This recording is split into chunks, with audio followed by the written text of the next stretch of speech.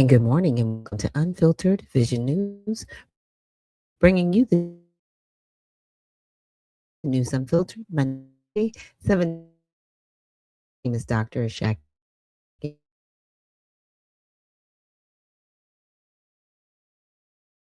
is moving slow. I'm not sure what's wrong this morning. Um, I don't know. I've just been having issues with my internet. I don't understand it. I really don't. I'm trying. I'm trying. It's me. It's just me here. Oops. It's a little warm. Here in this, doing the show. I don't want to say it's completely this. Um, I will figure out this wonderful internet, but let's get started this morning with our Kids Corner.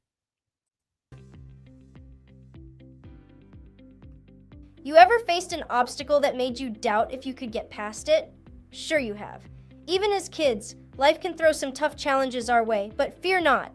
I've got 3 awesome ways that will help you conquer anything that comes your way. Let's dive right in. Think positive. It's all about changing our mindset and focusing on the bright side of things. Whenever you face a difficult situation, take a step back and think about what you can learn or gain from it. Embracing positivity will give you the strength to tackle any obstacle head on. Trust me, something magical happens when we shift our mindset to focus on the possibilities rather than the problems. So, remember, even in the face of adversity, keep that positive energy flowing. Teamwork makes the dream work. It's incredible what we can achieve when we work together. Don't be afraid to ask for help when you need it, and always be there for your friends and family. Together, you can conquer even the tallest mountains. Remember, everyone has different strengths, and when we collaborate, we bring out the best in each other. So, don't be shy to lend a hand or seek support. Together, we are unstoppable. Never give up. Sometimes, obstacles may seem insurmountable, but that's where perseverance comes in. It's vital to keep pushing forward, even when things get tough. Trust me, the reward at the end is worth every ounce of effort. Remember, every great accomplishment starts with that decision to never give up. So keep trying, keep learning, and most importantly, keep believing in yourself. And that's a wrap on overcoming anything. Remember, obstacles are just stepping stones to success. By thinking positive, working together, and never giving up, you can overcome anything that stands in your way. And that's good to remember. Don't forget to smash that subscribe button and listen to the podcast. Thanks for watching, and always. You ever faced an obstacle that made video because it is skipping. So you guys. Wow. Okay. Sorry about that. It just got a little wonky on my side where I couldn't really hear it and it was bouncing back and forth. I'm like, oh my goodness. And it's so weird because when I'm just, it's just me in the studio and I'm setting everything up and I'm going through the camera and I'm doing all this stuff by myself. It's fine. It's fine. But the minute I get ready to start the show, oh my goodness, it's the worst. It's the worst. So I'm going to play with the definition right now and just see if taking the definition down to 720 helps at all with the refresh rate. That looks, I don't look great, but at least you can see me moving because it's been crazy. So, thanks for hanging in there with me. Like I said, it can get a little wonky, a little bit interesting over here. So I've done a little bit of a different setup, just with the camera angles and, different things. So if you see me looking over to the right, it's because I put my monitor over there so I could see a little bit better. I don't know. I might move my monitors, maybe this way, side by side. We will see. Just trying to keep things centered. But again, thank you so much for joining us here on Unfiltered Vision News, bringing you the news unfiltered Monday through Friday, 7:30 a.m. to 9:30 a.m. Eastern. And so with that, we are going to get into our how to pray the prayer of Jabez, right? So God bless us with more um, than that we need so we can be a blessing to others. God, please give us influence so that we can make a difference. God, make us aware of your presence. And God, protect us from every attack of the devil. And I just want to read this last was it First Chronicles 4:10. Jabez cried out to God, to the God of Israel, "Oh, that you would bless me and enlarge my territory. Let your hand be with me and keep me from harm, so that I will be free from pain." And God granted his request. So I'm reading that just to remember that God granted his request. He granted it. He didn't leave him destitute. And those are the things that we have to remember. God will grant our requests. He is looking out for us and after us. It's up to us, what are we going to do, with what God is doing for us? It's that part that we have to, you know, keep into account. So I've got a lot to cover this morning. This is Tell It All Tuesday. So I'm bringing you, I would say, videos and material that you may not necessarily hear about within the news cycle, right? Because right now we are definitely in a news cycle with things going on in Minnesota and just the fraud going on. And, we got things going on with Venezuela and Trump at Davos. I mean, there's a lot going on. Lot going on. But I wanted to play this video, and this is from the Friedman channel. This is from Consuelo, and she's been on our show before. She's definitely a friend and a guest that has been on the show, and she has her own podcast, and she reprised a video of Donald Trump at the Black Foundation. Oh, goodness. Let me get it right. Black Conservative Federation, BCF. And I was actually at that event because I was looking at it. I was like, wait a minute, I was there. I got a chance to be there. That was in 2024 prior to the election. So let's check it out. Battlefields of the American Revolution, and they really did, when you read the history, what they gave up. They gave everything to smash the chains of slavery and preserve our nation, and they did it with incredible bravery. They helped win the Wild West, tame the skies, and save freedom in the Second World War. They're warriors. From the very beginning, Black Americans have been a vital part of the American story, helping to make this the greatest nation in the history of the world. So true. Thank you. We thank you. We thank you for it. Black patriots fought and bled on the battlefields of the American Revolution, and they really did, when you read the history, what they gave up. They gave everything to smash the chains of slavery and preserve our nation, and they did it with incredible bravery. They helped win the Wild West, tame the skies, and save freedom in the Second World War. They're warriors. From the very beginning, Black Americans have been a vital part of the American story, helping to make this the greatest nation in the history of the world. So true. Thank you. We thank you. We thank you for it. Black patriots fought and bled on the battlefields of the American. I wanted to share this at the beginning of my lives.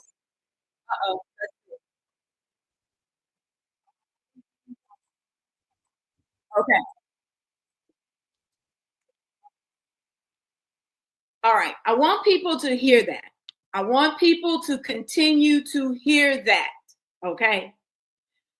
Because this is showing a great deal about our present president.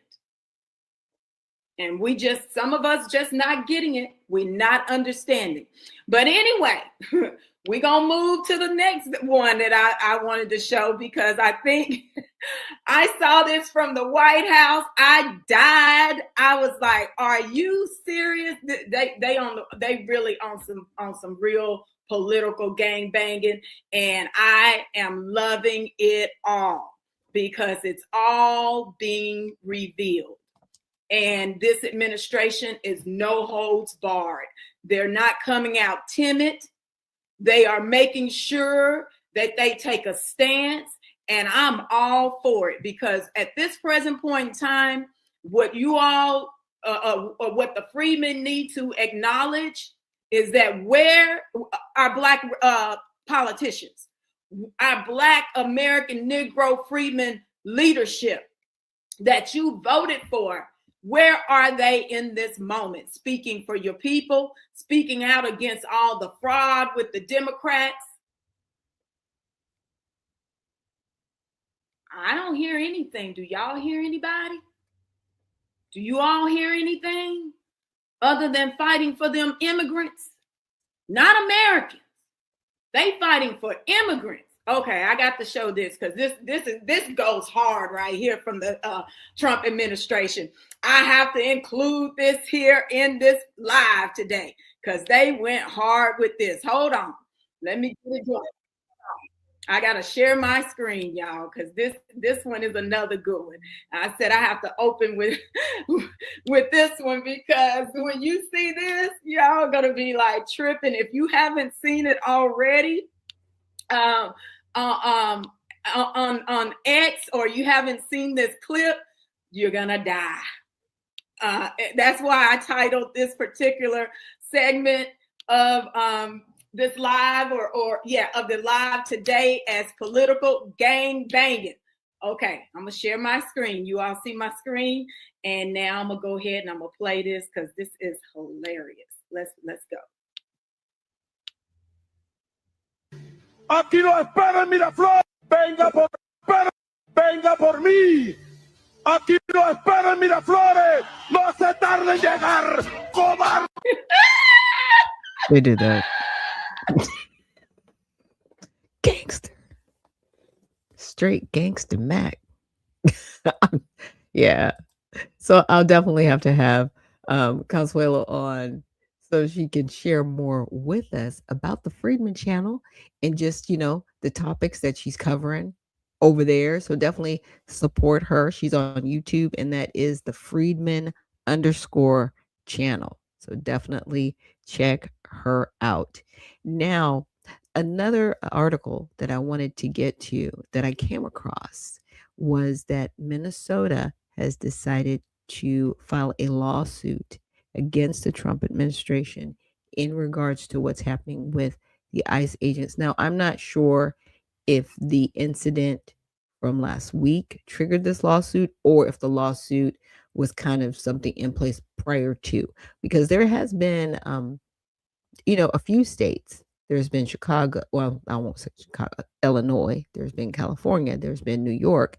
Now, all three of these states, they have about the same amount of illegal immigration. ICE is coming in. So I find it interesting that Minnesota has decided to file a lawsuit when they're under so much scrutiny and federal investigation for the fraud going on in their state. So it's going to be interesting to see kind of how this fares out. But let's look at this article.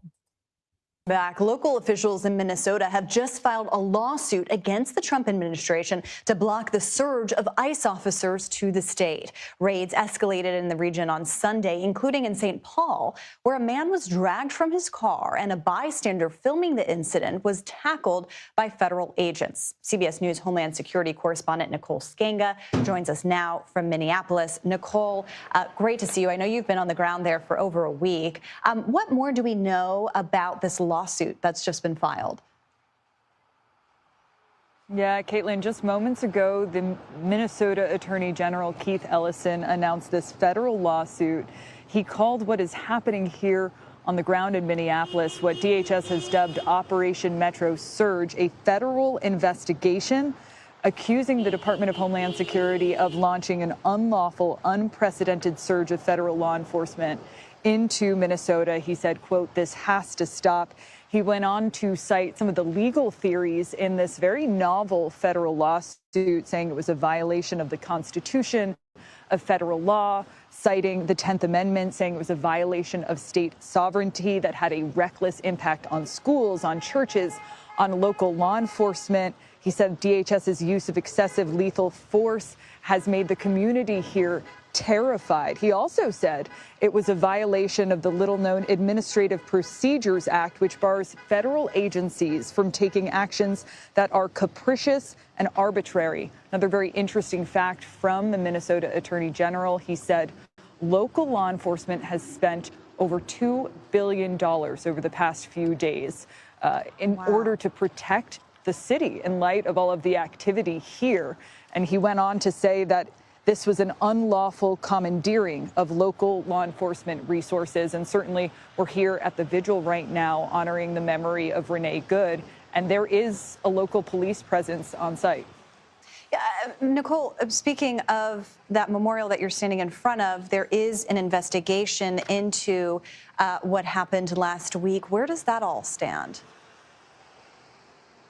Yeah, actually, Caitlin, there are two investigations right now. We know that the FBI is leading the federal investigation into exactly what happened in the moments leading up and after Renee Good was fatally shot by an ICE agent. Certainly, there was a big FBI presence here on Wednesday. We saw them flood the scene collecting evidence. But since then, state authorities and local leaders have spoken out, claiming that they have been sidelined and denied access to evidence. Typically, in a situation like that, you will see local law enforcement, local authorities, state authorities pairing with the federal government in a joint investigation. That is not the case here. We're seeing the FBI take control of this investigation. CBS News has also learned that the Civil Rights Division within the Department of Justice is not participating in this investigation. Because of that, Minnesota lawmakers said that they will launch a parallel investigation. And we actually saw some of those state investigators canvassing the street today looking for witnesses. All right, Nicole Sganga, thank you so much for your reporting on that and for the past several days on the ground there. We really appreciate it.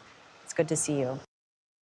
Yeah, so there will be two investigations going on, and that makes sense, right? State and federal. The federal government can't stop the state from investigating, and then the state can't stop the federal government from investigating. But this lawsuit that is moving forward, and it was filed on yesterday, January 12th. And so I'm going to be looking this way so I can keep everything moving. But I just wanted to make sure you guys were like, why is she looking over that way? Because I got to. But it says in the U.S. District Court for the District of Minnesota, it targets the Department of Homeland Security, ICE, and related officials over the large-scale immigration enforcement surge known as Operation Metro Surge. The operation has deployed thousands of federal agents to the Twin Cities, leading to widespread raids, arrests, and significant public controversy, including the fatal shooting of a Minneapolis woman, Renee Nicole Good, by an ICE agent on January 7th. Now, what I find fascinating is like, okay, you want to file a lawsuit against the Trump administration for the federal agents doing their job while they're being harassed by other groups that shouldn't even be there, interfering in their investigations. Like, what are we talking about?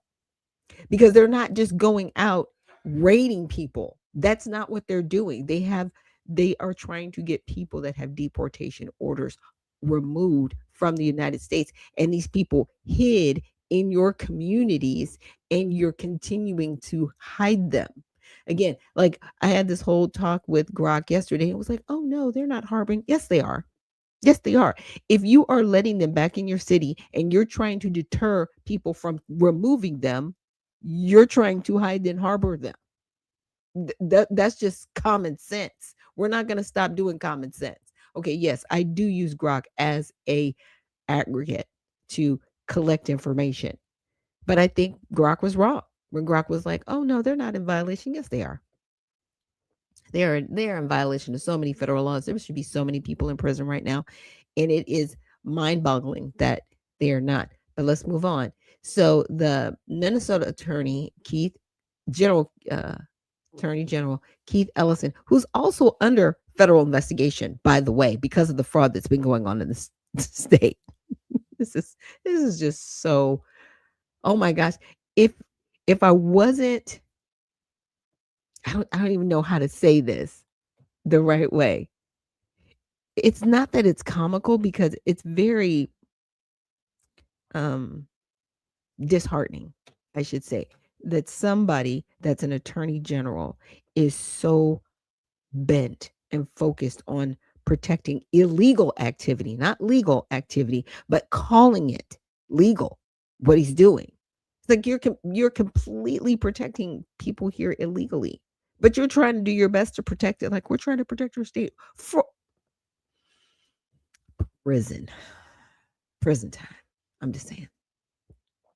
Describing the surge as unconstitutional federal invasion that has terrorized communities, involved excessive force, warrantless arrest, and commandeered local resources, straining local police and costing millions. The complaint seeks a declaration that the surge is unlawful, an injunction to halt or block it, a temporary restraining order for immediate relief. The core legal claims include violations of the 10th Amendment, alleging federal overreach into state sovereignty and commandeering of local resources. First Amendment violations, claiming the surge is retaliatory punishment for Minnesota's political positions, sanctuary policies, and election outcomes. What does that even have to do with anything? You're admitting. Sorry. What does that have to do with ICE removing people that have deportation orders? Your policies are protecting them. This is that thing. You've created a problem. Now you want a solution worse than the problem is trying to solve. I'm not saying that the lawsuit is a worse solution, but you wouldn't have ICE in your state at all to the degree that they're there had you just detained people who have deportation orders and let ICE remove them. We wouldn't even be having this conversation right now. That young lady, she died in vain, in my opinion, because it should have never gotten to this point where she felt the need to put her life at risk and put herself in the middle of a federal investigation and raid that was happening with ICE agents. Why did she feel as a U.S. citizen it was okay to block vehicles that were in pursuit of somebody here illegally? Like, what the mentality? It's off. It's off. Stop it. And I'm calling out the NAACP, the ACLU, and all these other, acronymed agencies out here telling people, yeah, you need to go against ICE. Are you insane? These are federal agents and officers. What is wrong with you? That's like saying, okay, you guys, go out and get the police. Oh, yeah, that's right. I'm sorry. It happened. That already happened in Minnesota because you already burned it down. That happened under George Floyd. Was that summer of love nonsense going on? That happened. You guys did that. And now you want a lawsuit to keep federal agents from doing their job. It's crazy. But the craziest part is the response they got from Grok. So, arbitrary, capricious agency action, the Administrative Procedures Act, equal sovereignty of states, arguing Minnesota is being singled out politically despite having a lower percentage of undocumented immigrants than many other states. You're not being singled out. You're not. Everybody's on their radar. California, Illinois, New York. Sorry, the country is on their radar. Okay. It just so happens that while you're under federal investigation for fraud, which is a completely separate issue, the illegal immigration going on in your state needs to be dealt with because you've got some pretty interesting people in your state, again, that you're trying to protect, which is crazy. So this is a very recent development, and it was just filed. And the state has already moved for a temporary restraining order with a hearing potentially scheduled soon. So does it have standing? Because that was my question.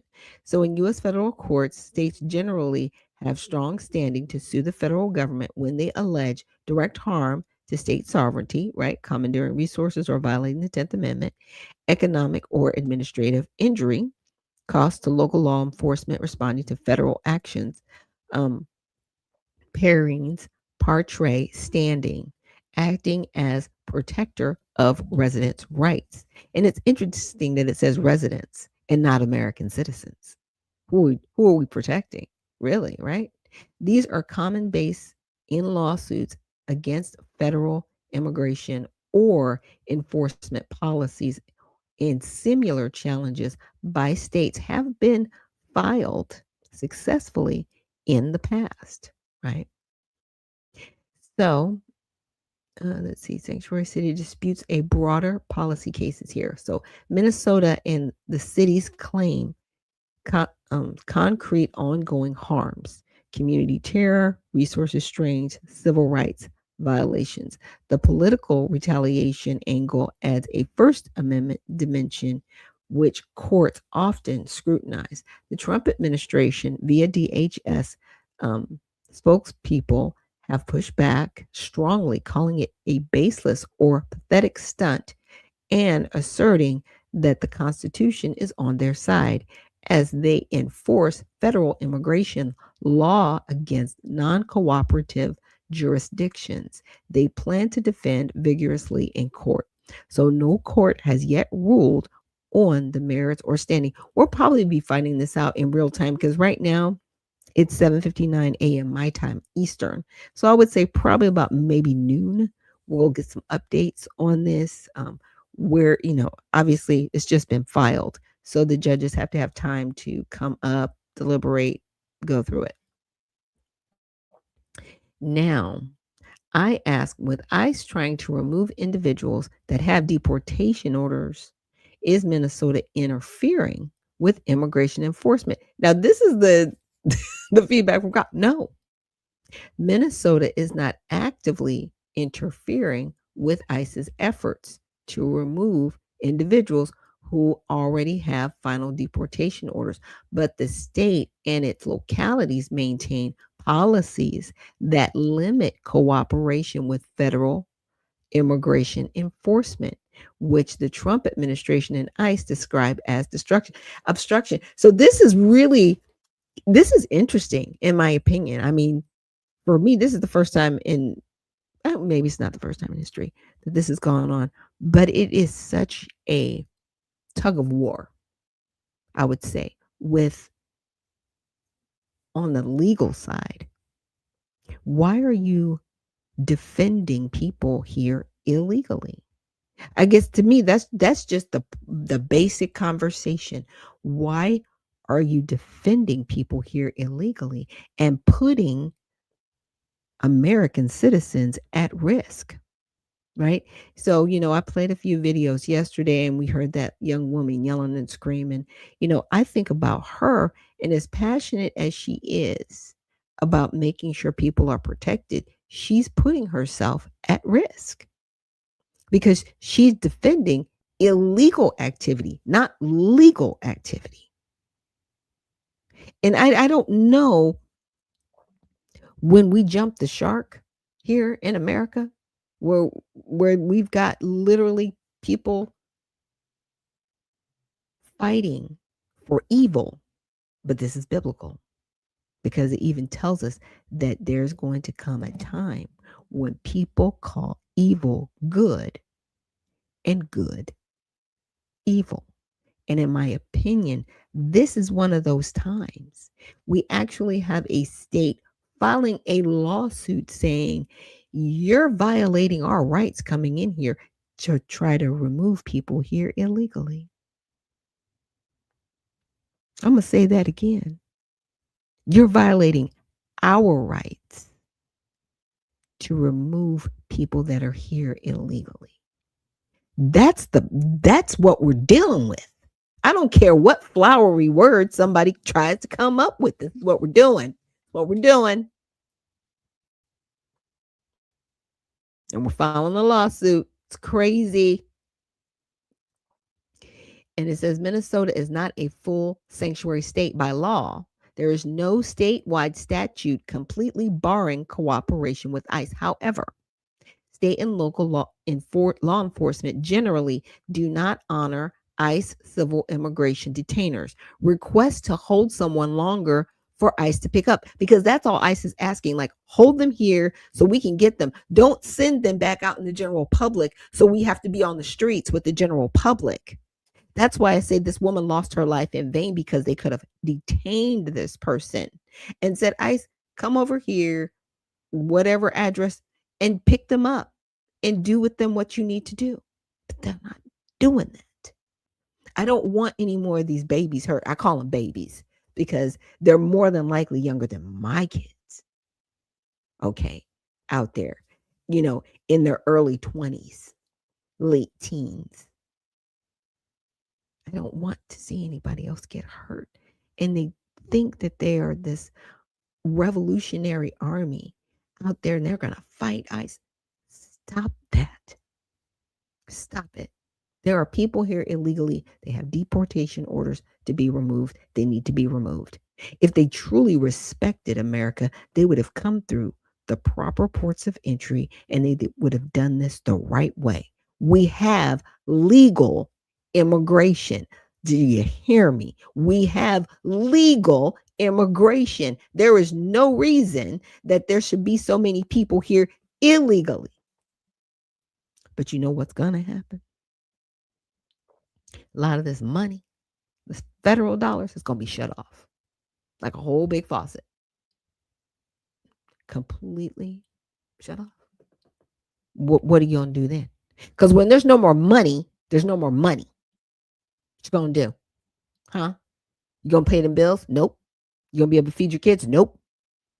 You're going to be trying to figure life out. You better get up off the soil. Get up off the soil, because at this juncture, anybody that has deportation orders for removal and you haven't left, you don't respect this country, and you should never be allowed to be a citizen here. You should never be allowed to be on the soil ever again. Ever again. Like, you've got to go now. You shouldn't be here. This is not your home. You're not my neighbor. You're not an American citizen. You're not even naturalized. And there are those that are here that are naturalized, that don't respect this country. You need to be put through a denaturalization process. We need to do a whole thing. A whole thing. There are millions of people here that do not need to be here. They need to be denaturalized. Oh, yeah, you can be removed from the soil. Don't think you can't. I'm looking forward to it. Okay? Now, these policies focus on non-cooperation.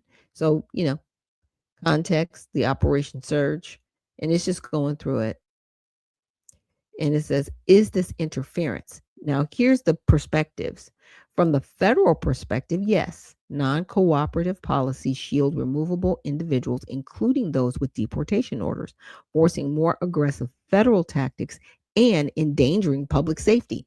They already know, and they don't want to do that. But you have people here spitting on ICE, throwing things at them, throwing things at their car, barring their cars in, following them all day.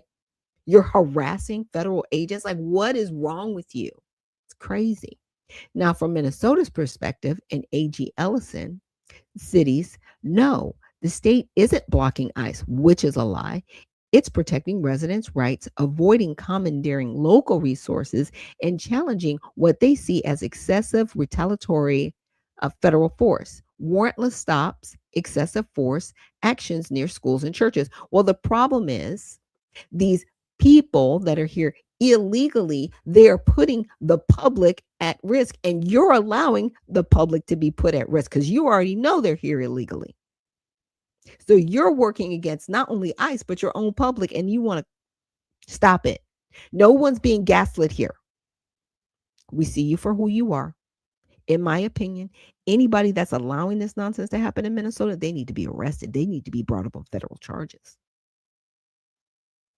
Title 8, Section 1324, harboring. Title 18, Section 111, interfering with ICE agents while they're in the line of duty. It is insane. It is crazy, and it needs to stop. Now, there is another video that I wanted to share with you guys of someone who really packaged this very well. I love her breakdown. So let's check this out. Good was killed during an ICE raid gone terribly wrong, and it is beyond tragic. Everyone obviously has an opinion on this, and I commented on a post where someone said, Renee could have been any one of us, and I simply said, could have never been me because I don't interfere with federal ICE enforcement. I cited U.S. code, and predictably I got dragged in the comments. ICE hates you. You're justifying murder. They didn't have a warrant. She had a right to flee. You're next. It was all expected.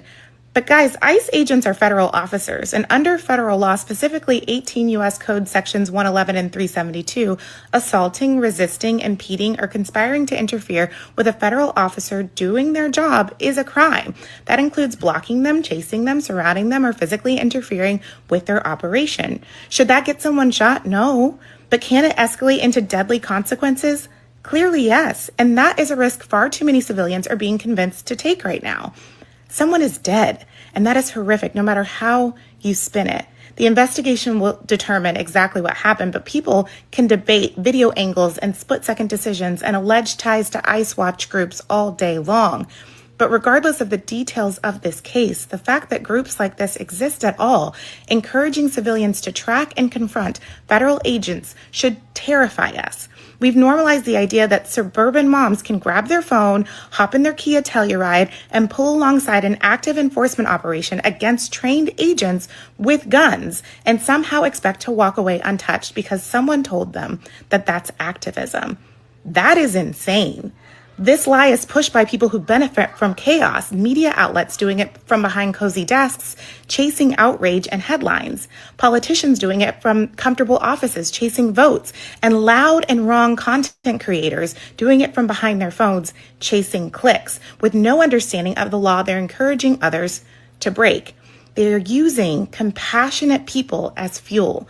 You don't have to like ICE. You don't have to support immigration enforcement. But deporting people who are here illegally is not new. It has existed under every administration, including Obama, our deporter-in-chief. What is new is convincing everyday civilians, moms in their cars, bystanders in the street, that stepping between an armed federal officer and his mission is smart, righteous, or consequence-free. That is not bravery. That is not activism. That is delusion, and it has now gotten someone killed. Political battles belong in elections, courts, and legislatures, not in the streets. And for the love of God, please stop letting people who profit from outrage convince you to risk your life for their headlines. Yeah. Because if it bleeds, it leads. And that is a awesome summary of what's happening. It is the delusion. It is getting people to actually believe that what they're doing is for a righteous cause. It's not righteous. There is nothing righteous about you going out and putting your life at risk, impeding federal officers from doing their job. Like I was saying yesterday, there needs to be a border. You can't be within 300 feet of an officer, ever. If you see them driving and they've got their little, oh gosh, I forgot what I'm trying to say. But, if they're riding and they've got, more than one person and they're driving to a specific location, don't tail them. What are you doing? Don't try to be where they are. What are you doing? You should not be within 300 feet of their perimeter, which means if they are in one location, nobody can be within 300 feet of them unless they are supposed to be a federal agent. This also goes for media. Okay. The only persons that would maybe be closer than 300 feet might be neighbors that live next door, because unfortunately, some of these people are in houses, they are in communities. Like I said, these sanctuary states and cities, they're doing their citizens a disservice by putting these people back in the community and not detaining them and saying, ICE, please come get this person. They're causing more harm than anything. And I wanted to play a brief video from who she called the deporter in chief. You'll be deported. If you plan to enter the U.S. illegally, your chances of getting caught and sent back just went up. The actions I'm taking are not only lawful, they're the kinds of actions taken by every single Republican president and every single Democratic president for the past half century. I think we got to have tough conditions. Tell people to come out of the shadows. If they've committed a crime, deport them. No questions asked. They're gone. All Americans, not only in the states most heavily affected, but in every place in this country, are rightly disturbed by the large numbers of illegal aliens entering our country. The jobs they hold might otherwise be held by citizens or legal immigrants. The public service they use impose burdens on our taxpayers. That's why our administration has moved aggressively to secure our borders more, by hiring a record number of new border guards, by deporting twice as many criminal aliens as ever before, by cracking down on illegal hiring, by barring welfare benefits to illegal aliens.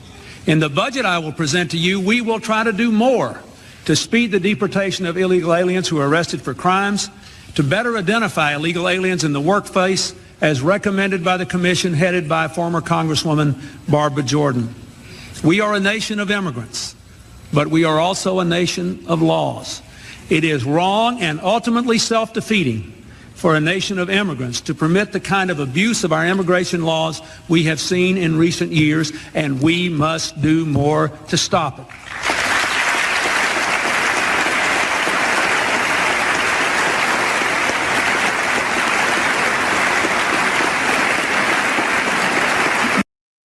And as you can see, in bipartisan fashion, they all stood up and clapped for that.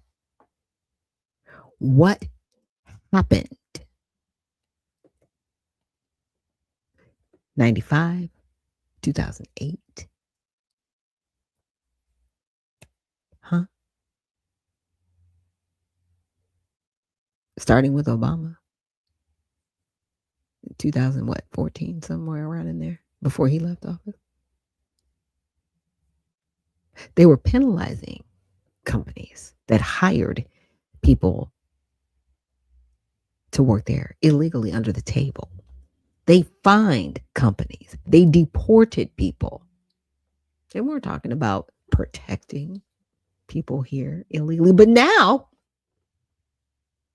that same party is today. Now it's like, oh my gosh, you can't do it. And, you know, I don't know if I played a video about, I probably did because I played so many videos. Anyway, I came across one that was like, the only reason, oh yeah, I played yesterday. She was like, the only reason you're mad is because it's Trump. You're not mad because people are here illegally. You're mad because Trump is removing people that are here illegally. What is wrong with you? You just saw 3 of our most well-renowned Democratic leaders from the Democratic Party. I'm just going to say it. Clinton, he did his thing. He got the tech boom. He did that. There was a surplus in Social Security. And then, of course, Bush came right behind him and wiped it out. It happened. That's history.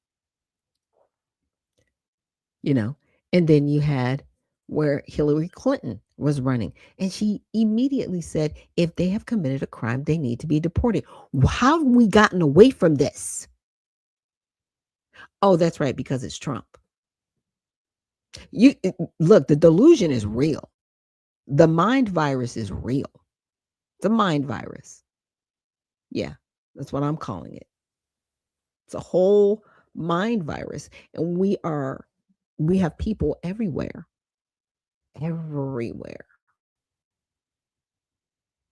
that believe the lie that what they are doing is for a righteous cause. And it's not. It's just not a righteous cause. It's very scary. It's very sad. I do not want to see anyone else injured or taken advantage of. Now, before we go to our break, there's a short video that I wanted to play. It's very disheartening what happened, but I definitely wanted to share it with you guys. Only police officer in the entire United States, and that they were convicted of murder, and it was later overturned by the Minnesota Supreme Court, and they only served a couple years. Bet you didn't know that, did you? Yeah, that happened in Minnesota. And they sit there like, why are you picking on us? No one's picking on you. Honestly, nobody can pick on you unless you're doing things that are just happening. Like, really, what's going on?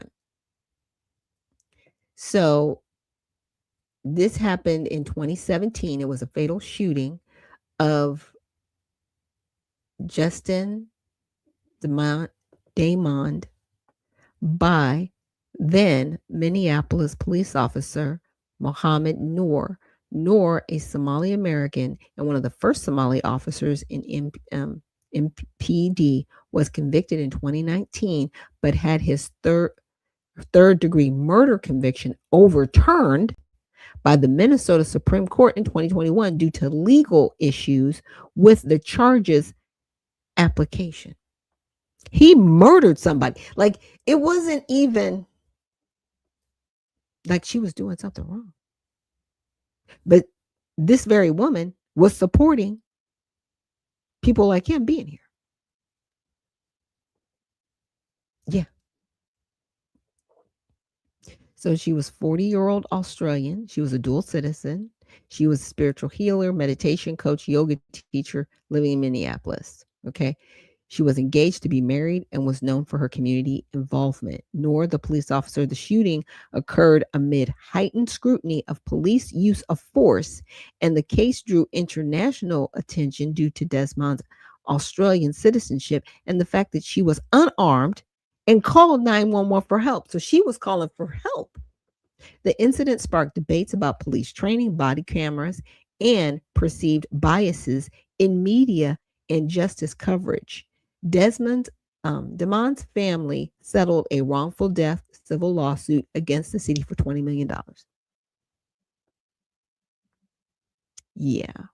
So here's the key events, and I'll definitely make sure I link this for you guys.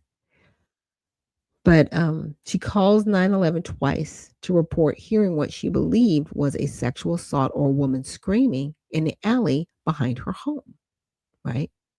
Now, Noor and the driver, they respond about 11:35, 11:41. They drive slowly down the alley with the lights off, find no evidence of a crime, and prepare to leave.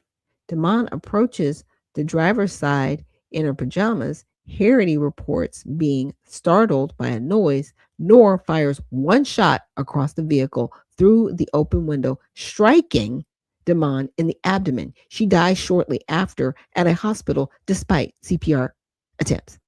What is wrong with you? You're just going to shoot because somebody is walking up to you in pajamas? What? So, investigation by the Minnesota Bureau of Criminal Apprehension. Noor invokes right to silence. Protests and vigils occur. Noor is placed on leave and later resigns. Okay. Noor is charged with third-degree murder and second-degree manslaughter. Okay. The trial begins. Noor claims self-defense. How? She wasn't threatening you. You had a weapon. She didn't. She was in pajamas. So crazy. So crazy. Testifying, he believed there was a threat to his partner. Prosecutors argue the shooting was unreasonable, no weapon was found on demand, and her fingerprints were not on the car. So how could she be a threat if she didn't even touch the car? Craziness. So the jury convicts Noor of third-degree murder, and this is what they're saying: depraved mind, indifference to human life, and second-degree manslaughter, culpable negligence. Acquits on second-degree intentional murder. He's sentenced to 12 and a half years in prison. February 1st, 2021, a Minnesota Court of Appeals in third-degree murder conviction. Okay. In September of that year, Minnesota Supreme Court overturns the third-degree murder conviction. The court ruled the state failed to prove depraved mind, indifference to human life in general. The charge requires conduct dangerous to multiple people, not just one specific victim. The case is remanded for resentencing on manslaughter only. So in 2021 of that same year, in October, he was resentenced to 57 months, 4 years and 9 months for second-degree manslaughter, the maximum under guidelines for credit for time served. With credit for time served, because he was already in prison. So in 2022, Noor is released from prison after serving about 2/3 of the sentence. A supervised release follows until January of 2024. As of 2026, there are no further appeals, new convictions, or major developments. Noor's supervised release ended in 2024, and he is no longer incarcerated. So this individual that just shot somebody is now back out on the street, free.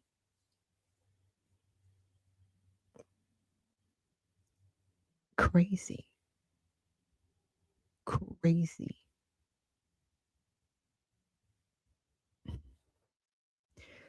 But this happened. And we wonder why, people get upset about loss of life. I mean, I'm just reading over, I'm like, really? Her life was worth less than 5 years. Like it was nothing. It's craziness. So with that, we're going to take a quick break. And when we return, we're going to get into some more of this news of the day. But thank you so much for joining me here on Unfiltered Vision News for Tell It All Tuesday. And we will see you on the other side.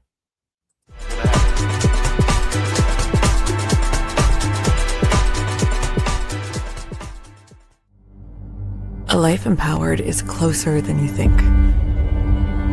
We're all looking for a better way. Reimagine what's next with a new sense of exuberance. Why not power on like you mean it? Or power off blissfully? A better sleep is a better awake. You've never moved like this before.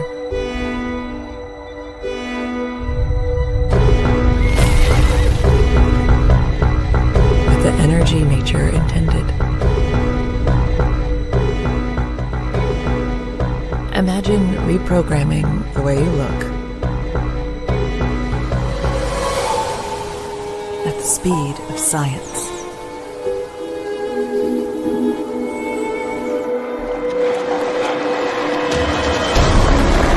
At longevity. At exhilaration. It's next level rejuvenation. Take your well-being from the inside out and outside in. The light within is ready to ignite. Be the light. LifeWave.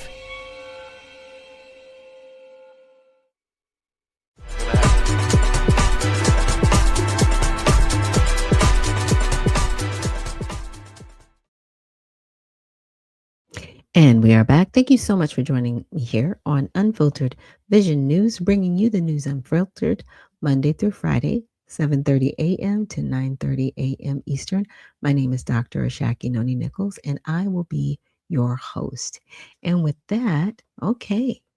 So, I mean, guys, it was very heartbreaking to hear what happened because, I know the Somali community is really under attack right now. And he was one of the first officers, and that incident had to happen. It's like not a good look. And then you've got all this fraud going on. Not a good look. And this comes back to us making sure as a country that people are properly vetted when they're coming over here. And see, the refugees aren't vetted. It's just when they decide, okay, I want to be a naturalized citizen, then they're vetted, but they're not vetted when they come over here. So we don't know what kind of people we're getting. We don't know what kind of person this was that was serving as a police officer. We do not know because a lot of these people, they don't come with backgrounds. So you got to know that. They're just allowed to come over here and just be here. And that's something we need to do better at, to make sure that American citizens are protected. Now, this one is a little bit of an outlier. Now, people have probably heard of Lennar Homes. Okay. They are actually I guess it's like a construction company, and they build houses, right? They were actually mentioned by the Trump administration. But I came across a video that talked about accusations against Lennar Homes. And so I wanted to share that with you guys on this Tell It All Tuesday and investigate further. I'm hoping to have the gentleman that posted this video, it is on YouTube, talking about what's going on with Lennar Homes.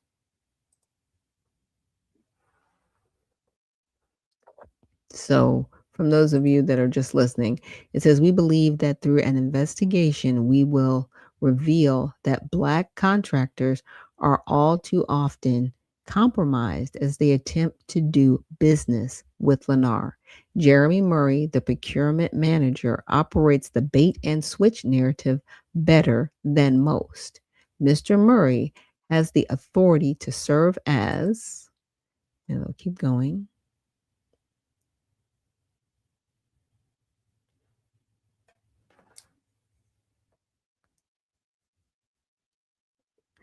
judge, jury, and executioner as it relates to contracting opportunity without ever having to worry about any sort of oversight. Mr. Murray has changed, rearranged, misled, and lied on several issues as it relates to our being involved on the project. So now it should move into the video and hopefully more insight as to what is happening. Lastly, we believe that simultaneously to Johnson Contracting Group bidding on the Mansouri Wall and Coast Land Clearing bidding on the grading, we believe strongly that those contracts have already been committed to other contractors, whereas we are here today because Lennar Homes is unfair to the National Black Contractors Association, and more in particularly the Young Black Contractors Association, a general engineering contracting firm that's locally from this area for the last 35 years. We're appalled at what's going on because we had 11 Black people out here working and they all were laid off due to a discrepancy of so-called dollars. Well, we understand that the dollars that were allocated for this project might have gone in a different direction. On that note, I want to introduce some of the people that are out here with me today. Just one really. I want to introduce Brother Davos Sherrills. How you doing? My name is Davos Sherrills. I'm here in full support of the Young Black Contractors Association and demanding transparency and also opportunities for local African Americans who are faced with the highest unemployment numbers in the state of California. In fact, subcontractors who normally never get the opportunity to even compete on public projects like this that our tax dollars are invested in to make sure that it creates two things: housing for the people and job and opportunities for the community. And you know, it's time for us to expose those people who are involved with utilizing these developments for their own self-gain and enriching themselves, and not really caring about the concerns of other people who are interested in feeding their family through work. And we'll be here, and this is an issue that's not going to go away until you know, we get justice. We want to make sure we let the public know, because we've mentioned this to the city of Carson before, that there were some problems out here on the site. And as I've mentioned this to the city of Carson, I don't know if they've had meetings, but I think they've had some sort of contact with the developer and contractors. It was said early on that we couldn't work out here because we didn't have a contractor's license or insurance. Well, if you look at the state board, you will see that our license has been good for the last several years. I don't know where these people are coming from. The only thing that I can see is that they put this vehicle together without inclusivity of black contractors. I think the nonprofits got what they were supposed to get. I think the head Negroes in charge got what they wanted to get. And it's just to the point right now, we're hoping that the NAACP, the oldest civil rights organization involved, which I've been deeply involved with for years, we're hoping that they step out and support us on this and get us to the table with these people, because they refuse to meet. If you don't have anything to hide, why won't you at least meet? They don't even want to meet. They say things about you that are not true. We've done multi-million-dollar projects throughout LA County over the last 30 years. And here it is now, we have a company saying that we don't know how to pump water. We're very ineffective at pumping water. We have local hire, local people, local training. We have all that within our jurisdiction. And Lennar Homes don't want to address that. I don't know why, but it needs to stop. Right now, when you look at the overall aspect of how blacks are faring, I shouldn't say faring because that's the name of the developer. When you look at how blacks are not getting work in the county of Los Angeles, you have to look at we're less than 1/10 of 1% on any public agency. And that's got to be by design.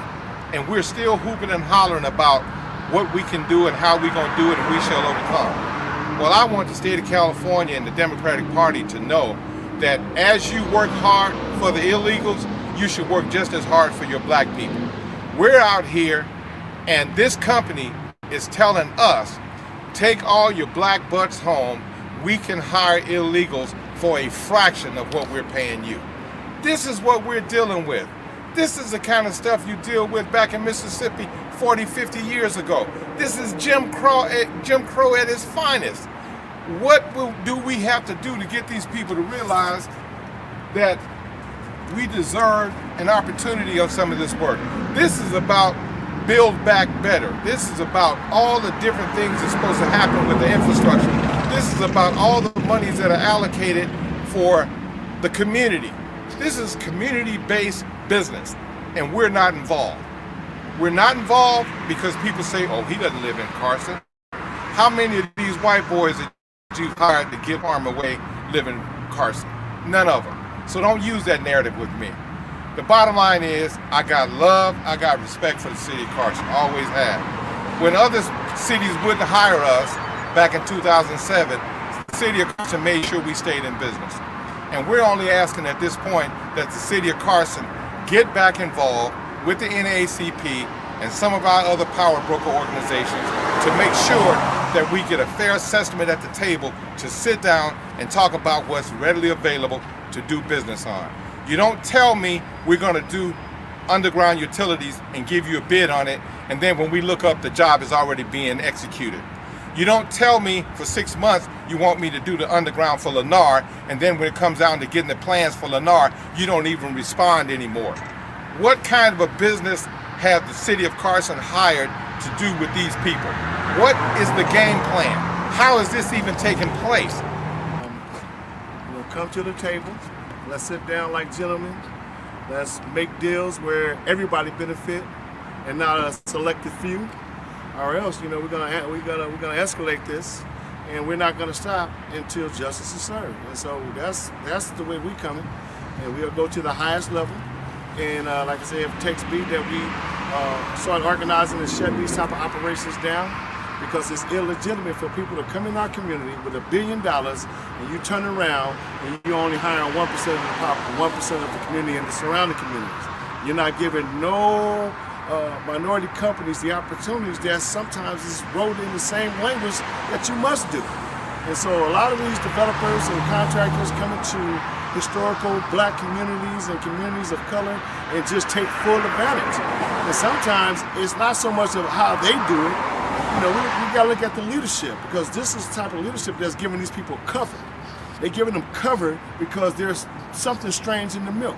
And so if we have to call upon the type of investigation and forensic investigation with reference to the economics as it tied to a lot of corruption that goes on in development projects, then that's what we're gonna do.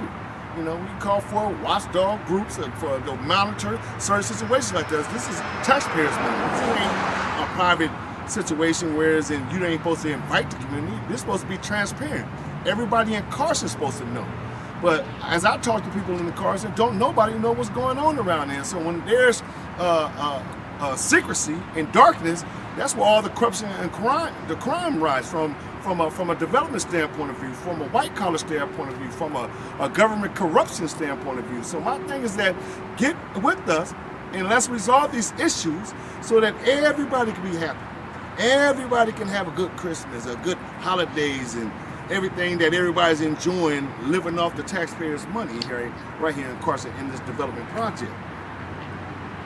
The one thing that's sad, the one thing that's the saddest to me is that we're saying the exact same thing that black people talked about in '65. We're doing the same thing. We're having to get out and advocate for an opportunity to be involved or to work. And it's just not right. We've had enough leadership that look like we look to have dispelled the myths about what we can and can't do. So if we're gonna get out here and be fair, we gotta be fair across the board. Being fair across the board is giving a person a chance. Remember when black people couldn't play in the NBA? Remember when black people couldn't play in the NFL? Remember when black people couldn't play in the NFL? Simply because that was by design. And now here it is, the same thing in construction right now. We're being told what we can't do because we're not getting an opportunity. When you need an opportunity, you need a fair assessment of an opportunity, not just some guy saying, I'm gonna give him a shot and slam the door on him. So where's the training dollars? Where's all the apprenticeship stuff? Where's everything that goes with the community? This is community-based situation. It should be filled and held and cared for by the community, not some yahoos that want to pop up like Jimmy the Cricket and say, I got the deal, I got you guys what you wanted, let me go. So clearly, we just wanted to make a statement today. We do not want to go to the lawsuit format. We will if we have to. The investigation, we've already contacted Rob Bonta's office. We want him to investigate this. This is ridiculous for people to come in and do the community this bad at this day and age. Thank you for coming out.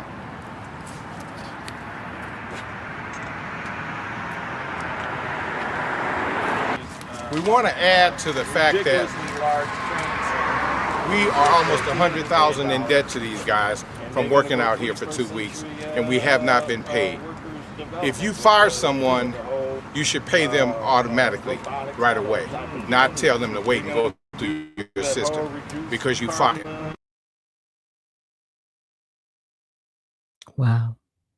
So I'm hoping, I think this is Mark Johnson. I'm hoping to have him here on the program. I've reached out because I want to know more about this, because this particular builder or construction company.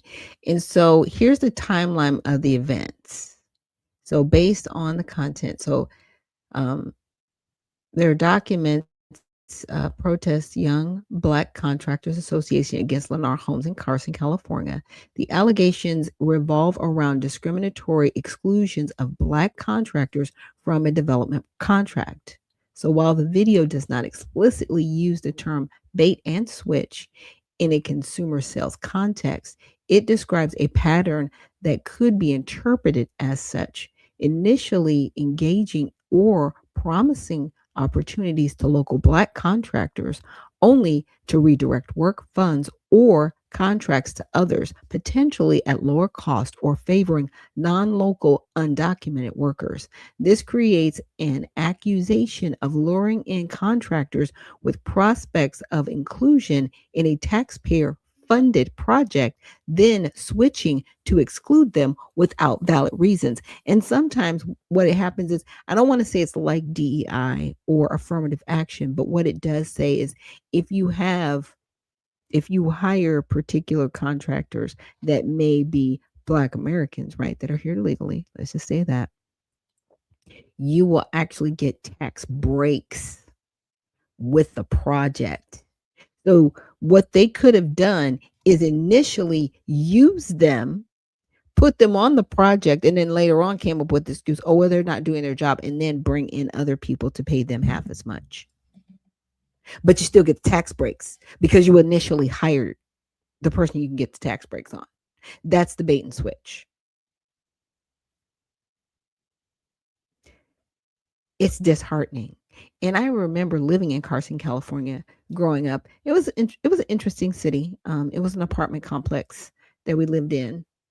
And then we eventually moved on to Avalon, Harbor City, Garden Grove, and we stayed in Orange County. But Carson, it used to be Black. It used to have a lot of Black Americans. It no longer. No. Nope. I want to say maybe like early 90s, predominantly Hispanic. Like I grew up in California, but I would never live there. It's disgusting. I would never live in California. I don't know how my mom does it. She lives there. I don't know how she does it. Like, I'm glad I got out, escape LA, because it's just not, in my opinion,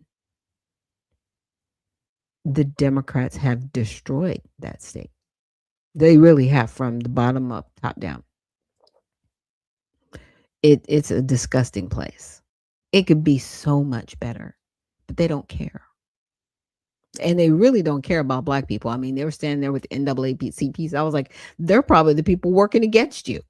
They don't care about you. They care about immigrants. The Democratic Party cares about immigrants. They don't care about Black Americans. Please stop that.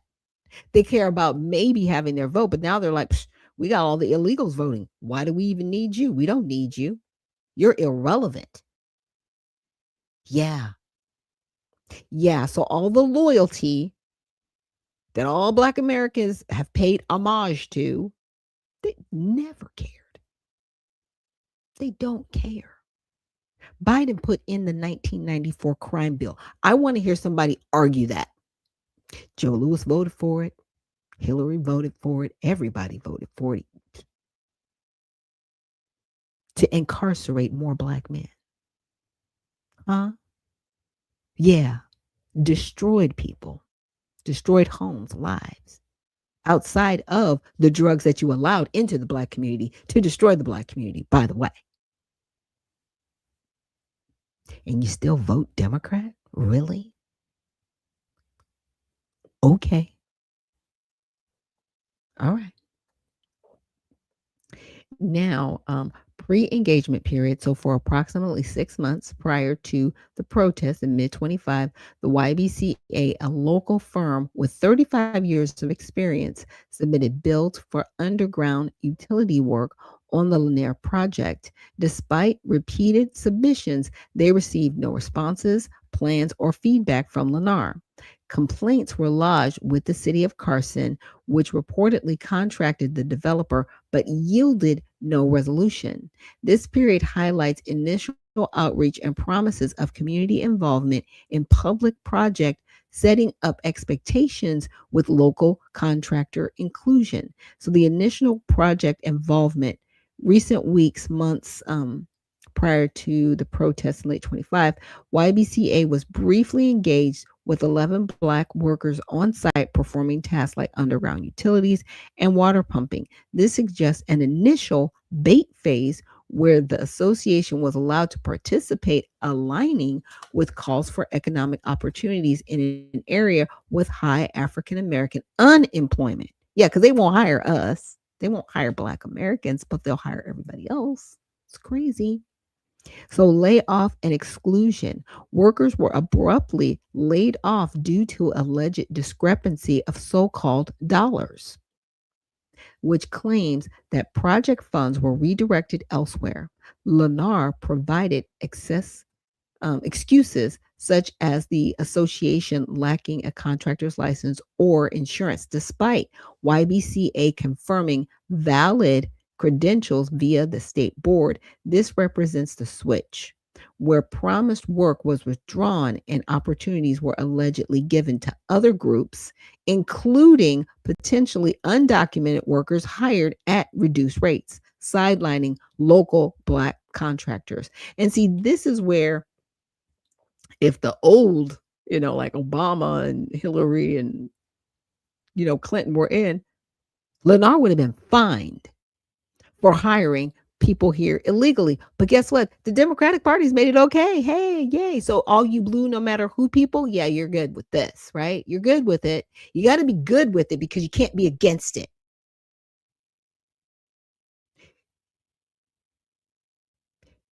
The Democratic Party really needs to think this through. And Black Americans that are still voting Democrat need to think this through. We've got the NAACP, and this is a side note outside of this, supporting illegal immigration. They are supporting going against ICE. They are training people to go against ICE. This is the Democratic Party. And that's all the NAACP is. It's another arm of the Democratic Party. So they are. So they're okay with these Black contractors being abused like this. Because how are you going to defend them when it's your very policies working against them? You just don't even have a leg to stand on. It's crazy. Now, the protest and public accusations, January 7, 2026, and that's the date of this video. The YBCA organized a public protest at the project site captured in the video. Speakers, including Mark Johnson and supporter Derez, demanded transparency investigations into project finances and equal opportunities. They accused Lennar of systemic exclusion, favoritism towards select nonprofits and contractors, and failing to uphold community benefits in a taxpayer-funded development. It's taxpayer-funded. So they are actually supposed to be included. But you hired them. You got the tax break and then you fired them. So the protest calls for accountability, framing the overall experience as discriminatory and economically harmful, akin to a bait and switch by inciting local participation without follow through. And I said, can you outline the NAACP's involvement? So the direct reference, a speaker describes the NAACP as the oldest civil rights organization involved. The call to action, the speaker urges the NAACP, emphasizing that Lennar has refused meetings with engagement. Broader appeal, they call on the city of Carson to re-engage with the NAACP to ensure a fair process, transparency, and opportunities for Black contractors to participate in the taxpayer-funded development. This frames the NAACP as a key entity for mediation, advocacy, and pressure to resolve. They're not going to show up for you. Mr. John, I hate to say it, Mr. Johnson. They're not going to show up for you. You know why? Because they're supporting illegal immigration. They're not going to support you as a Black American. They're just not. And they don't care. Sorry, you had to hear it from me. But they don't care, and they are not going to help you. It's not who they are. It's sad. So as of January 12, 2026, there's no public evidence of formal NAACP involvement yet, and there's not going to be. No statements, investigation, legal actions, or endorsements from the National NAACP, its legal defense fund, or local branches. And you're not going to get anything. This specifically tied to the Lanier YBCA dispute. You're not going to get any help from these people. So, and then I have another video that I'm going to share with you guys. But before we get to that video, actually, let me go to that video and then let me come back here. Get done. You'll see executive action from him, and then shortly after that, he'll codify it with Congress. I think this is going to be a big win for the American people. You know, you might think the home builders would be opposed to that.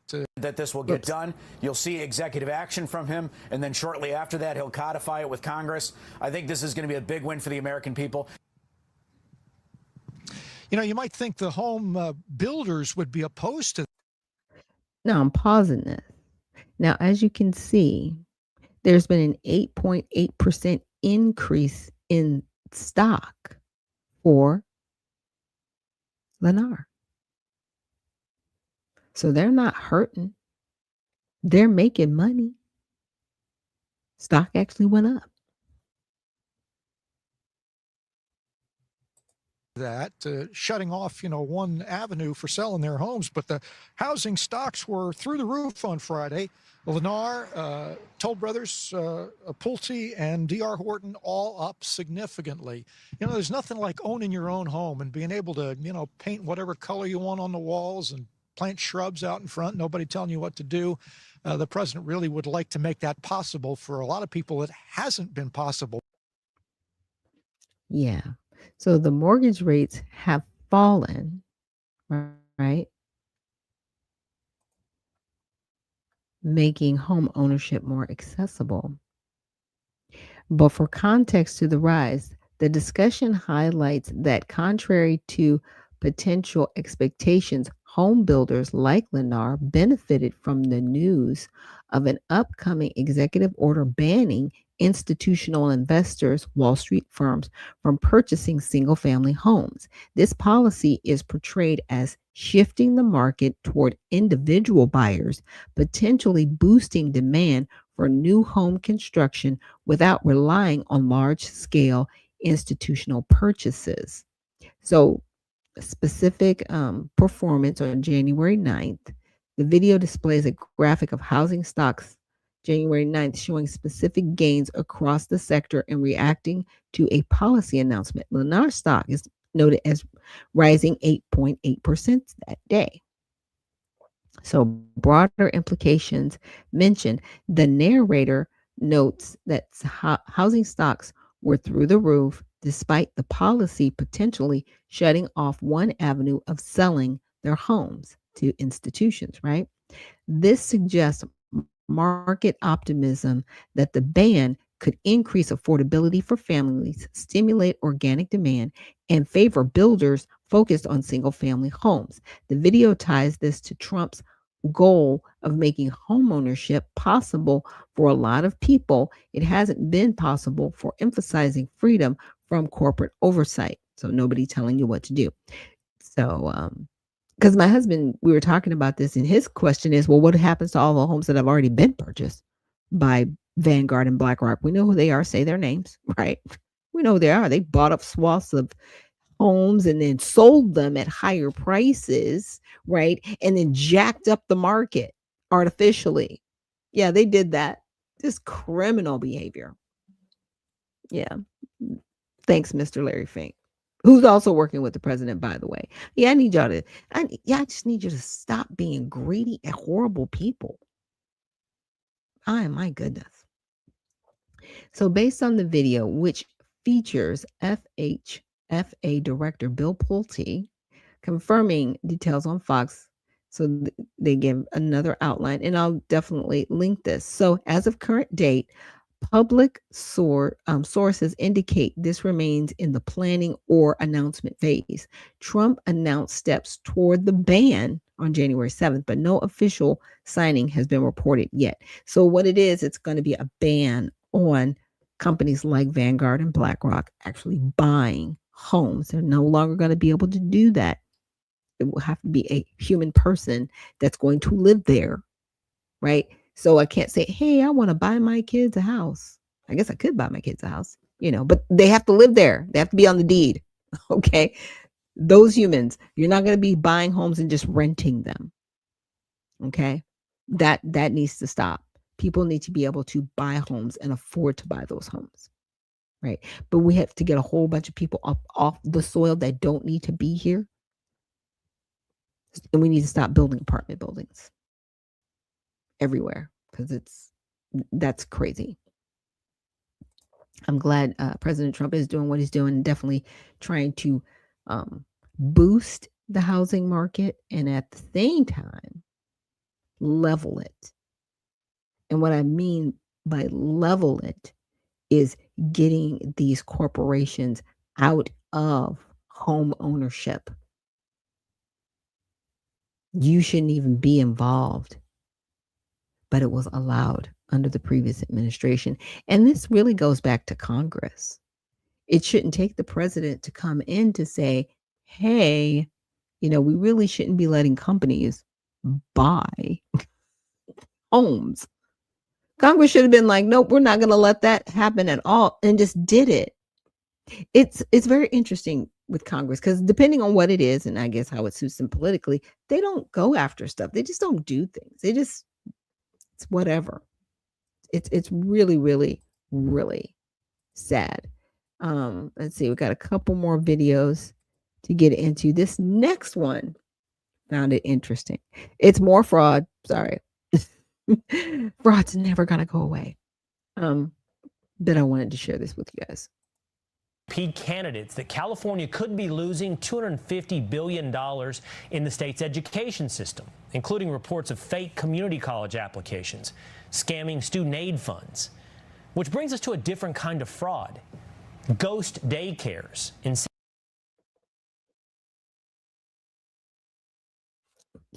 Oops, sorry about that. Oh, that was just a short clip. Okay. So the ghost daycares, it says 2 out of 2 child cares reviewed so far had 0 children present during a state inspection. Abdullah Suad Family Child Care had only the owner and her own baby present. The owner was cited for missing school enrollment verification for 6 out of 6 enrolled children. Wow. So I'm not sure what state that happened in. It might have been in California. It might have been in Minnesota. I'm not sure. But yeah, $250 billion in California. That's just in the education part. We ain't even got to know. Look, the grift has been real, but guess what? The faucet is being shut off. I really want to see how many hit dogs are going to holler when the money's gone, like when it's gone. Like right now, they're still kind of floating or whatever. And right now they are actually suing the Trump administration and the USDA for stopping like SNAP benefits or whatever.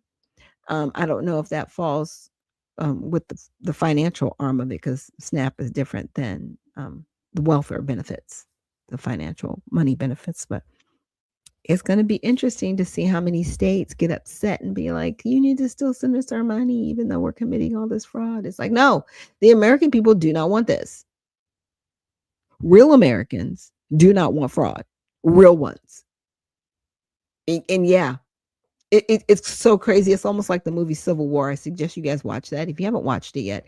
It's an interesting film because it actually really looks at the dismantling of the American public. And there's a line in there where a gentleman says, well, what kind of American are you? And I was like, whoa, that is a valid question. What kind are you? Are you an American that believes in sovereignty, right? In freedom? Or are you an American that's just okay with no wall, no, So no something, no walls, no USA at all. Is that the kind of American you are, right? You don't care, no borders, no walls, no USA at all, right? Is that the kind of American you are? It does beg the question, who are you as an American? But that's a line in the movie. And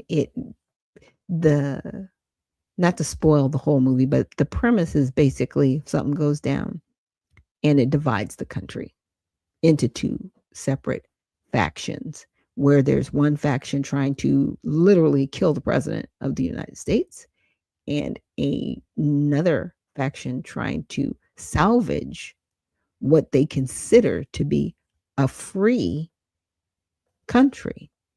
But then that leads into more of a what would we call them? Oh my gosh, why is their name escaping me right now? Confederate type mentality. I mean, but that's just what's portrayed in the movie. So who people were calling themselves patriots or viewing themselves as patriots. It was almost like more of a Confederate mentality. Like, if you were white, you were okay. But maybe if you were not white, you might not be okay. And you needed to kind of fend for yourself if you weren't white in the movie. Because there weren't very many people of color. There was like one or two happening. And it's done from the perspective of a journalist. So it's got Kristen Dunst in it and a couple other people. But it's a really good watch in the sense that it makes you start to think of the mentality of people in America and how they look at themselves and how they view themselves and just the things you could see. So yeah, definitely watch Civil War when you get the opportunity. And so we're going to get into our last video, and this is from Promethean, and we're going to see what she's got to say about Trump and Davos. Donald Trump, in less than 2 weeks, the president is going to march his full economic team into the World Economic Forum in Switzerland. You could say he's walking into the lion's den, except that he's the lion. And the globalists know it. Yesterday, the New York Times shrieked that Donald Trump has set himself above international law. They wrote on topic after topic. President Trump made clear he would be the arbiter of any limits to his authority, not international law or treaties. But it's not international law they're worried about. It's their entire globalist system. And that is what Trump was actually telling the New York Times. And that is exactly what he's going to tell the gathered so-called international elite at Davos. He's crippled their dirty money laundromat in the Caribbean with the Venezuelan operation. He's declared war on the economic cartels, and he's withdrawn from 66 international organizations that are used to enforce globalist policies. Now, you're not supposed to notice any of that. You're supposed to be caught up in the play-by-play of the Minnesota ICE shootings, while the Democratic foot soldiers and the controlled media try to spin up their irregular warfare operations here at home. Well, Trump and his team aren't going to let them get away with that. Both J.D. Vance and Scott Bessent made that clear in the past 2 days. What that headline leaves out is that woman is part of a broader left-wing network to attack, to dox, to assault, and to make it impossible for our ICE officers to do their job. I'm Susan Kokinda, and I've seen how for decades the enemy keeps the American people in check by trapping them on the battlefields that the enemy chooses, in order to keep patriots away from the real fight, which is bringing down the British imperial system. Well, Donald Trump is taking that system on, and if that's the fight you want to be a part of, I need you to hit the like, share, and subscribe buttons so we can stay in touch and we can expand our reach on YouTube. Here's what we're going to cover today. How Trump is going to deliver the terms of surrender at Davos, that the Trump administration has already taken a direct strike on 66 transnational organizations, and how Treasury Secretary Bessent is bringing the fight right home here in Minnesota. So in less than 2 weeks, Donald Trump lands in Davos, and he's bringing with him a demolition crew. He's bringing Treasury Secretary Bessent, Commerce Secretary Lutnick, Energy Secretary Wright, Trade Representative Greer, and don't forget Trump's close confidant and diplomat of all trades, Steve Witkoff. Why this group? Because they represent all the elements that are replacing the British liberal free trade system.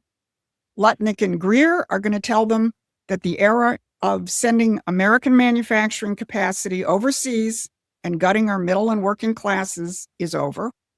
Besant is there to cut off the capital flows that prioritize global financial income streams over American wages. And Chris Wright, well, he's the walking refutation of the entire insane green agenda. And Steve Witkoff, well, he's the guy who gets things done for Donald Trump. But to really understand what Trump is doing in Davos, you're going to have to understand where Davos comes from. It was started in 1971. That was the year the British Empire dismantled the Bretton Woods financial system. That is the system that had stabilized economies in the post-war world. So the World Economic Forum was launched to begin to manage this post-1971 period. Everyone knows it was created by Klaus Schwab, but he had been mentored by Henry Kissinger at Harvard in the late 1960s. And let's not forget that Kissinger, later on, when he was Secretary of State, went on to say that in his Secretary of State capacity, he kept the British Foreign Office more closely informed than he did the State Department. So the establishment of the WEF in 1971 wasn't a coincidence. It was a transfer of power. As they killed off the power of sovereign governments to control their own credit, they built up a new temple for the transnational corporations that would rule in their place. And for 55 years, Davos has become one of the nodal points of this empire, and probably the most well-known. They don't use armies, they use ideology, and they have applied the ideology of the British Empire to the 21st century, and they've hijacked the world until now. And for all those years, researchers at Promethean Action have been exposing those operations, whether it's the WEF or the Council on Foreign Relations, or the neoconservatives or their free trade ideology, and all the other groups and policies. More importantly, we know how to defeat them. So if you want to get into the real battle, head on over to Promethean Action and subscribe to our free newsletter, because we will continue to give you the up-to-date coverage of what Trump is really doing. Because in 10 days, Trump is going to the WEF. And contrary to the claims of the naggers and the heel biters within the MAGA movement, Donald Trump is not going to Switzerland to play nice with the Davos men. He and his team are arriving with a fully activated American system alternative to their policies of globalism and imperialism, and he will be laying down the terms of surrender. Now, he's already laid down some covering fire before his team heads out, hitting them exactly where it hurts, their networks of soft power. Just 3 days ago, the White House released a new finding withdrawing the United States from 66 international organizations, conventions, and treaty. Marco Rubio made clear they're pulling the plug on what he called a sprawling architecture of global governance, which, as he put it, serves the same elite networks of the multilateral NGO complex. And then Rubio drilled down on what this apparatus really is. He said, from DEA mandates to gender equality campaigns to climate orthodoxy, many international organizations now serve a globalist project rooted in the discredited fantasy of the end of history. These organizations actively seek to constrain American sovereignty. Now, the organizations that the U.S. is withdrawing from include the full gamut of green enforcement institutions that have been set up in the last few decades to enforce the carbon dioxide is poison policy, which is supposed to make nations deindustrialize. Also, some of these institutions that we're withdrawing from go all the way back to the very foundation of the UN in the late 1940s. And if you go back to the early days of the UN, you'll find people like Julian Huxley letting it all hang out as to the British plans for the UN, which, by the way, were contrary to Franklin Roosevelt's intentions. Huxley was the grandson of Thomas Huxley. Thomas had been the president of the British Royal Society, and he served on Queen Victoria's Privy Council in the heyday of the 19th century form of British imperialism. Julian was groomed to administer the same policies in their 20th century form, and so he became the first head of UNESCO when the UN was founded, where he took up several projects. First, he laid out what the purpose of UNESCO was. He said, in its educational program, it can stress the ultimate need for world political unity and familiarize all people with the implications of the transfer of full sovereignty from separate nations to a world organization. Remember what Marco Rubio just said? These organizations actively seek to constrain American sovereignty. And Huxley also had the slightly more delicate task of repackaging one of the empire's most evil policies, race science or eugenics. Here's what Huxley said in 1948. Even though it's quite true that any radical eugenic policy will be for many years politically and psychologically impossible, it will be important for UNESCO to see that the eugenic problem is examined with the greatest care and that the public mind is informed of the issues at stake so that much that now is unthinkable may at least become thinkable. Let's not mince words. Huxley is saying Hitler gave eugenics a bad name, and we have to reframe it in the post-war world, and we're going to use these institutions to do it. So Huxley and many of the other card-carrying eugenicists became founders of the environmentalist movement, which ultimately metastasized into the green fascist organizations that the Trump administration just shut down. So by withdrawing from these 66 organizations and treaties, Trump and his team are stating clearly the U.S. is no longer abiding by your green zero growth policies, your human rights frauds that protect terrorists, and your Malthusian population reduction schemes. But the enemy doesn't just operate out of Davos or the UN. They have tentacles right here in the heartland of America. The chaos we're seeing in Minnesota and in other cities, the attacks on ICE, the rioting, this isn't organic. It's the same spider web. But the media is trying to keep you fixated on every new camera angle of the shooting in Minneapolis. Vice President J.D. Vance addressed the real issue. What that headline leaves out is that that woman is part of a broader left-wing network to attack, to dox, to assault, and to make it impossible for our ICE officers to do their job. If the media wants to tell the truth, they ought to tell the truth that a group of left-wing radicals have been working tirelessly, sometimes using domestic terror techniques to try to make it impossible for the President of the United States to do what the American people elected him to do, which is enforce our immigration laws. Vance is holding the shield, but Treasury Secretary Scott Bessent is drawing the sword. While the media focuses on the street violence, Bessent is looking at the apparatus that funds it. He just announced a full investigation of the fraud surrounding the daycare centers and much, much more. He made clear that the Treasury's enforcement arm, FinCEN, along with the IRS, will be looking at financial institutions and at 501c3s. He's tracking the money that moves from the same globalist foundations that interface with the UN, that used to interface with USID before Trump shut it down, and other institutions. He's looking at how this moves directly into the accounts of domestic groups burning down our cities, and he's putting them all on notice. We track, we follow the money, and we intend to follow it as much as we can, prosecute the individuals, no matter where they are, whether they are in the Minnesota government or they are sitting in East Africa. We will find them. Then Bessent made clear that this isn't just about daycare centers, that these are the same methods used by the cartels, and they will be investigated in the same way. We view this crime as very similar to the cartel's money laundering, many of the same approaches, many of the same shell companies. So we will see where it goes out from here.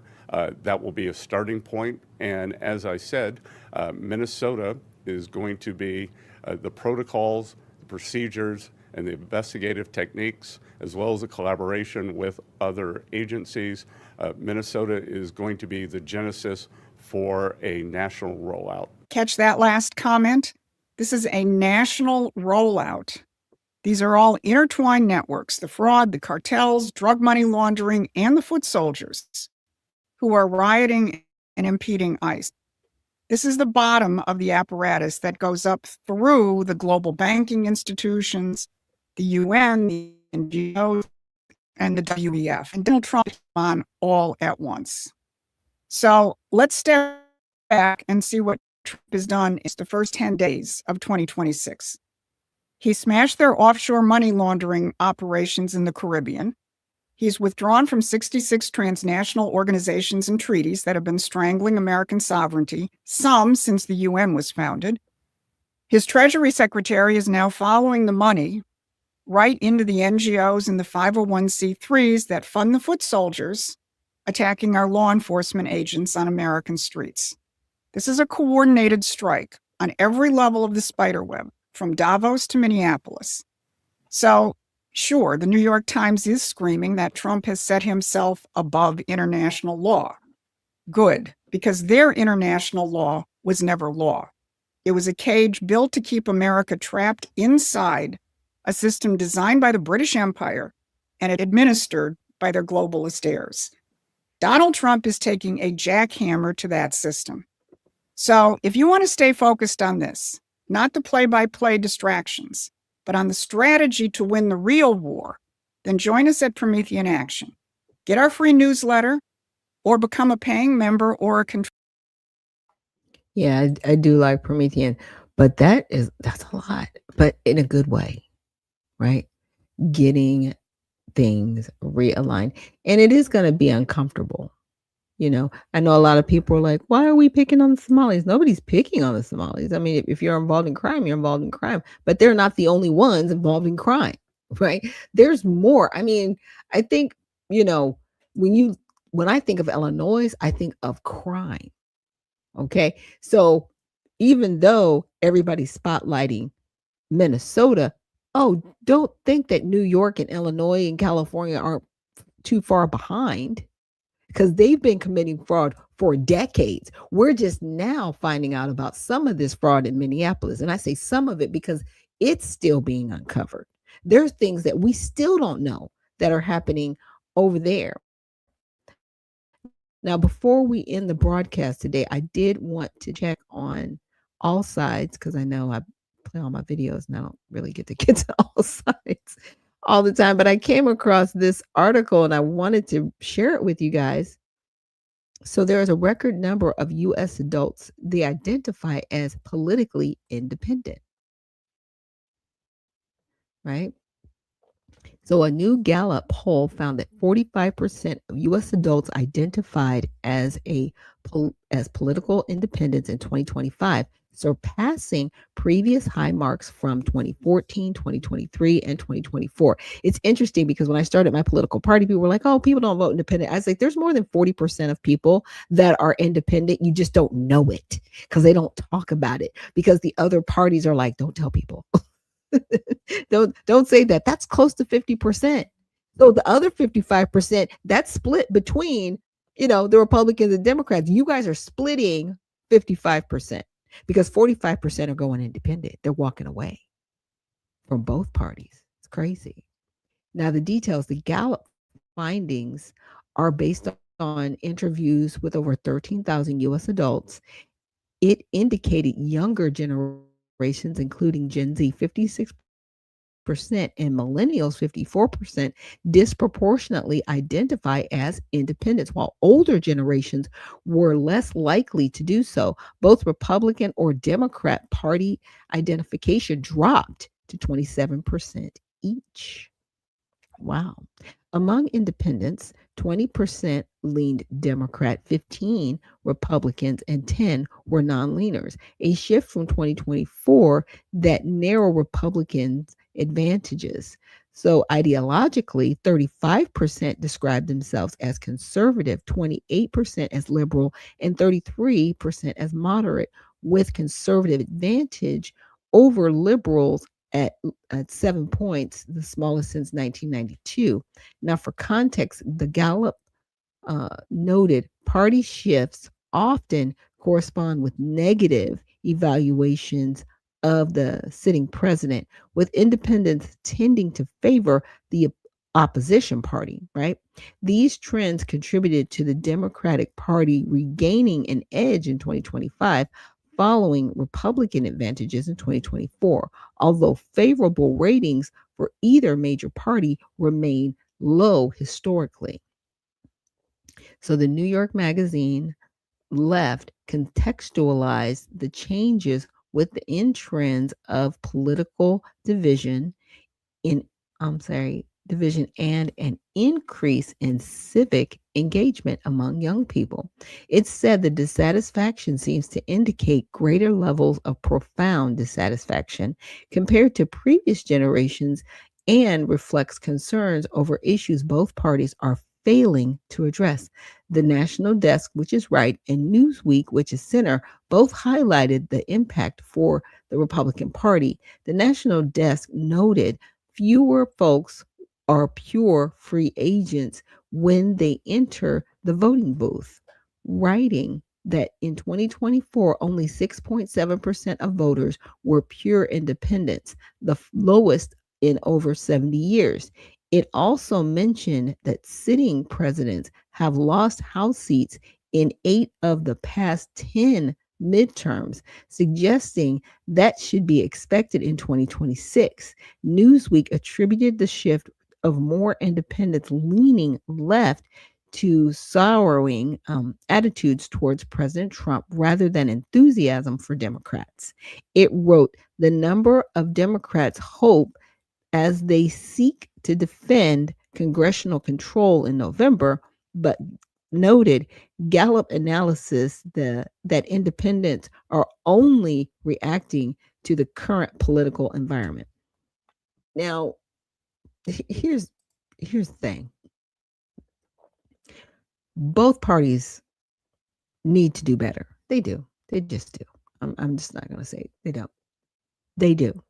And I was sharing with my husband, there was a pastor that I came across, and he said, the Democrats don't do anything for Black Americans because they expect their vote. Republicans don't do anything for Black Americans because they know they're not going to get their vote. So where does that leave the American Negro? Without anything is where it leaves us. Without anything. Because there's no political pressure from them to do anything for anybody. They're not serving anyone. They're not even serving the illegals, even though it looks like it. They're serving the powers that be. So whoever's putting money in their pocket and saying, you say this, you do this, you go here, you go there, that's what they're doing. Because when I think about cities and I look at these small towns and I'm like, wow, there could be a gas station over there. There could be a convenience store over here. There could be homes being built. Why aren't we restoring what's here? Why does this look like everything's falling apart? That is local, state, and your federal government in your state, focused on your state. And it's all falling apart. And neither party is really got a plan on how to fix it. Now, the things that Donald Trump are doing, people are like, I don't like what he's doing. I hate it. You never like what anybody's doing, but you don't put anybody in office. You don't get off the couch yourself. So what are we doing? Get up off the couch. Hey, go independent. Check me out. USARedemptionParty.com. We have our own party. We've already won a small town in the town of Roseland, Indiana. Again, check it out, USARedemptionParty.com. We are looking for servants of the people, not politicians. And that's where our party is going to stand out. And we are going to continue to be successful. The goal is to have 50 small towns or cities in all 50 states that are governed by the Redemption Party. It's going to happen. We're going to see it. So thank you guys for joining me here on Unfiltered Vision News for this Tell It All Tuesday. We will see you tomorrow for Women in Wellness Wednesday, and it will be open mic for the women. So anybody that wants to join me, please email me at unfilteredvisionnews@gmail.com or just send me a message on X, and I am at It's Our Turn RP on X. So again, thank you for joining me here on Tell It All Tuesday. And remember, stay well, stay focused, and stay unfiltered. We'll see you in the next one.